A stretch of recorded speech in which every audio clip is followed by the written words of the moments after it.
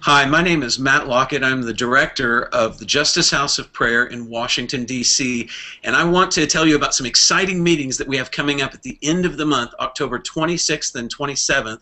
I'm on a Google chat here with my good friend Chuck Reber, who is the director of the Shiloh House of Prayer in Hurricane, West Virginia, and I've had the pleasure of serving with Chuck for the last couple of years as a part of the Crisis Response International. Chuck directs the House of Prayer in West Virginia and also provides training and leadership for first responders through CRI. Chuck, thanks for joining me today. Good to be with you, Matt. Looking forward to this chat.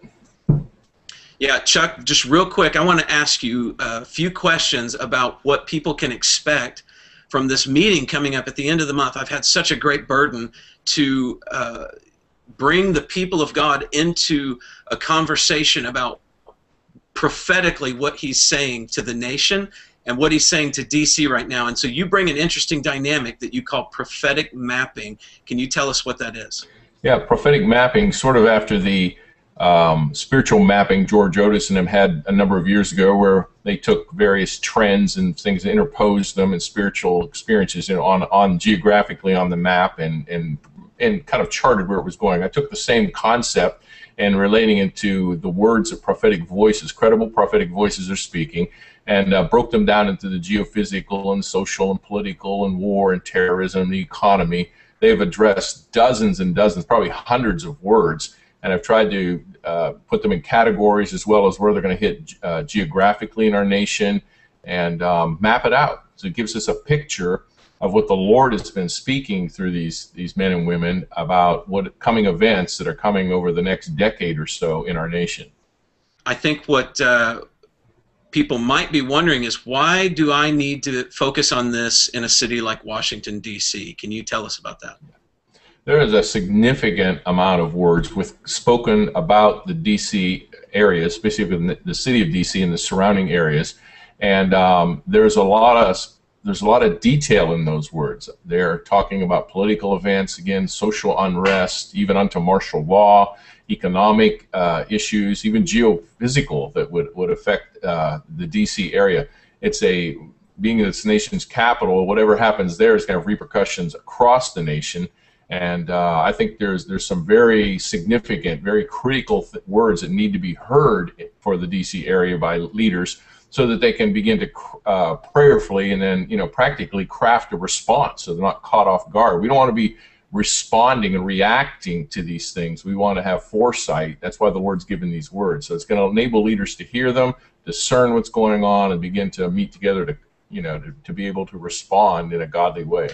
So we've discussed a little bit of the main presentation that you're going to do. We're going to do that on Friday night from 7 to 9 p.m. on October 26th.